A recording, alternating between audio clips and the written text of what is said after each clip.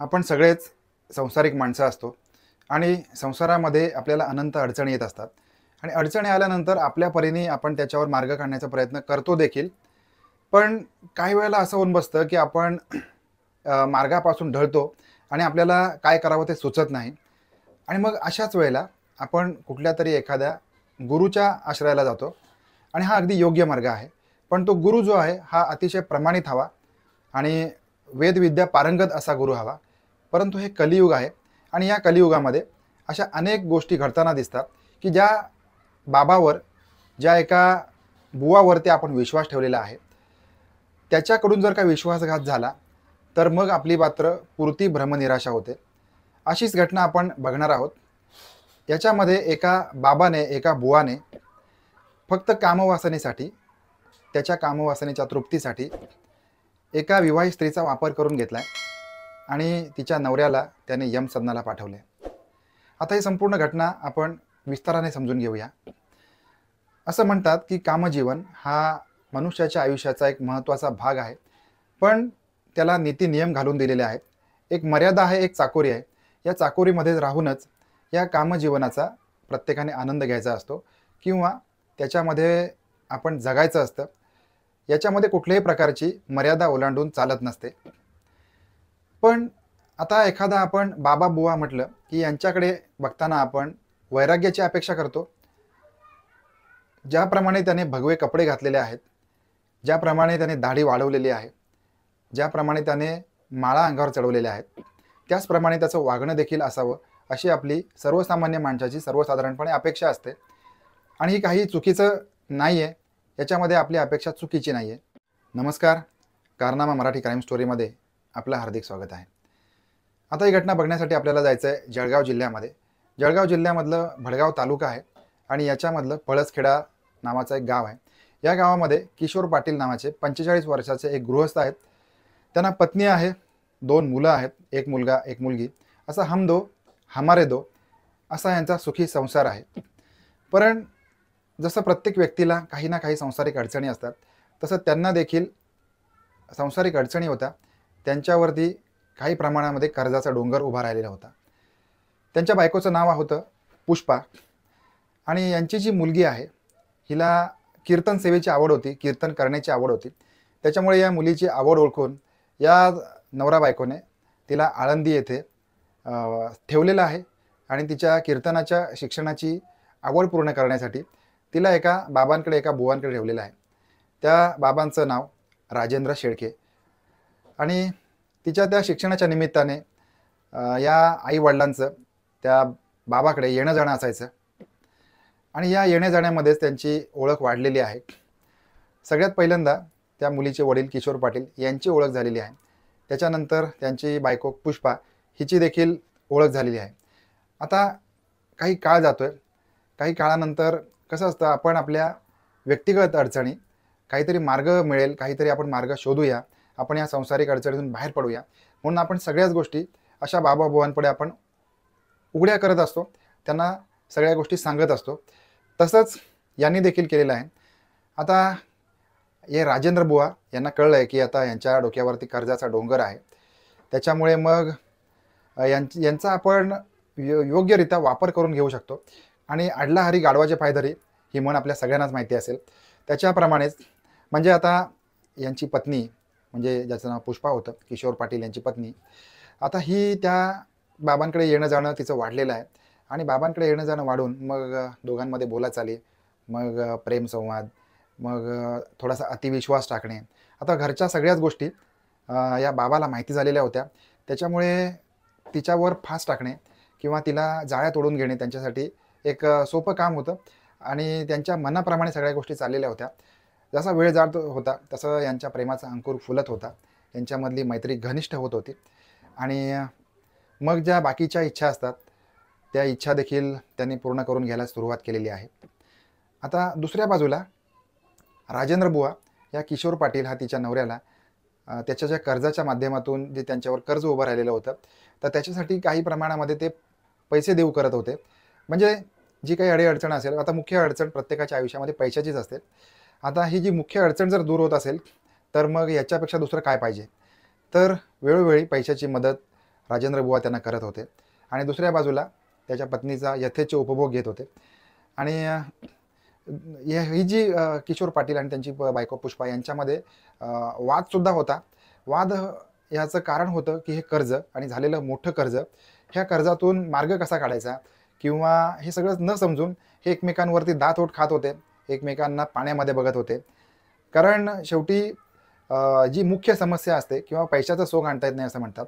तर यांच्यामध्ये पैशाच्या कारणावरून, कर्जावरून तुंबळ हाणामारी किंवा वादंग हे नेहमीचे झालेले होते. आणि आता दुसऱ्या बाजूला राजेंद्र बुवा हिच्याशी प्रेमाने बोलत होता, आपुलकीने चौकशी करत होता, संसारिक मदत करत होता, नवऱ्याच्या कर्जामध्ये सुद्धा मदत करत होता. जिथे पडेल तिथे त्यांच्या पाठीशी बुवा म्हणून उभा राहत होता. आता अजून काय पाहिजे? आता ह्या काही काळानंतर, म्हणजे याच्यामध्ये काही वेळ गेला आहे, या हिच्या नवऱ्याच्या किशोरच्या ही गोष्ट लक्षात आली की आपली बायको या बुवासोबत जास्त प्रमाणात बोलते, हसते, खेदळते. आणि मग त्याला ही गोष्ट पटत नव्हती. त्याच्यामुळे मग पुन्हा या कारणावरून यांच्यामध्ये भांडण सुरुवात झालं. आता किती झालं तरी हा बुवा काही हिच्या आयुष्याला पुरणारा नव्हता. पण संध्याकाळी हिला घरीच जावं लागायचं आणि घरी गेल्यानंतर पुन्हा यांची भांडणं होत होती. आणि मग दुसऱ्या वेळेला ही पुष्पा त्या बुवाकडे जाऊन तिचं रडगाणं गात होती. आता या बुवाच्या डोक्यामध्ये एक सुपीक आयडिया निघाली, एक कुविचार जन्म घेतला आहे. आता खरं तर बाबा बुवा म्हटल्यावर त्याच्या डोक्यामध्ये सुविचार असायला पाहिजेत, पण एक कुविचाराने जन्म घेतला आहे. आणि हा कुविचार त्याने पुष्पाकडे बोलून दाखवला. तो पुष्पाला म्हणतोय, जर का आपण याला आपल्या वाटेतून दूर केलं तर दोघांचाही फायदा आहे. म्हणजे तुला या त्रासापासून मुक्तता होईल आणि दुसरीकडे आपण आपल्या ही जी कामक्रीडा आहे हे आपण यथेच्छपणे चालवू शकतो. आणि या पुष्पाने देखील त्याला होकार दिलेला आहे. आता होतंय कसं बघा, आता हा जरी मनामध्ये आलेला विचार असेल, हा प्रत्यक्षात आणण्यासाठी एक वाघाचं काळीज लागतं. याला त्यांच्या वाटेतून दूर करायचा होता. आणि आता यांनी हा विचार प्रत्यक्षात आणायचं ठरवलं. या बाबाकडे त्याची एक गाडी होती MH12 FS 0010. आणि यांना मारायचं कसं, तर हा प्लॅन त्याने त्या पुष्पाशी बोलून दाखवला आहे. तो तिला म्हणतोय की मी त्याला माझ्या गाडीमधून घेऊन जाणार आणि त्याचा ॲक्सिडेंट झाला आहे असं दाखवणार. आणि तिने देखील त्याला ताबडतोब दुजोरा दिलेला आहे. आणि यांनी ठरल्याप्रमाणे 31 मार्च 2024 या रात्री, म्हणजे संध्याकाळच्या वेळेला राजेंद्र बुवा किशोरच्या घरी गेलेत. आणि किशोरच्या घरी जाऊन मग अगोदरच या पुष्पाने तिच्या नवऱ्याला सांगून ठेवलं होतं की आता आपलं जे कर्ज आहे, एवढं मोठं कर्ज, हे कर्ज दूर करण्यासाठी राजेंद्र बुवा आपल्याकडे येणार आहेत आणि आपल्याला जी लागेल ती मदत करणार आणि आपलं कर्ज नील करणार आहेत. आपल्या कर्जातून आपण मोकळे होणार आहोत. आता हे सगळं ऐकून त्याला देखील बरं वाटलेलं आहे. कारण जाऊ दे, कसं का असे ना, जर का आपण या कर्जातून जर मुक्त होणार असो तर याच्यापेक्षा अजून काय पाहिजे. तर त्याने देखील होकार दिला. आणि 31 मार्चच्या संध्याकाळी राजेंद्र बुवा त्यांच्या घरी गेलेले आहेत. आता ते म्हटले की मी तुला तुझे पैसे देतो, तू आता माझ्यासोबत चल. आणि त्यांच्या या सियाज गाडीमध्ये याला घेतलं आहे आणि किशोर पण त्यांच्यासोबत बसलेला आहे. आणि यांची भन्नाट वेगाने गाडी सुरू झाली. आणि भडगावमधलंच पळसखेडा ते पाटोळा या दरम्याने त्यांची गाडी आलेली आहे. आणि रात्र पण झालेली होती. त्यावेळेला राजेंद्र बुवाने त्या किशोरला त्यांच्या गाडीतून ढकलून दिले. आता गाडीतून ढकलल्यानंतर याला कळेना की आपल्यासोबत काय झालं आहे, आपला ॲक्सिडेंट झाला आहे की काय, हे त्याला कळत नव्हतं.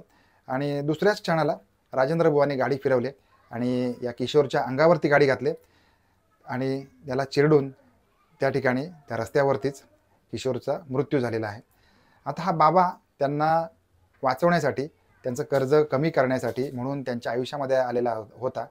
पण खऱ्या अर्थाने या किशोरसाठी राजेंद्र बुवा यमदूत ठरलेला आहे.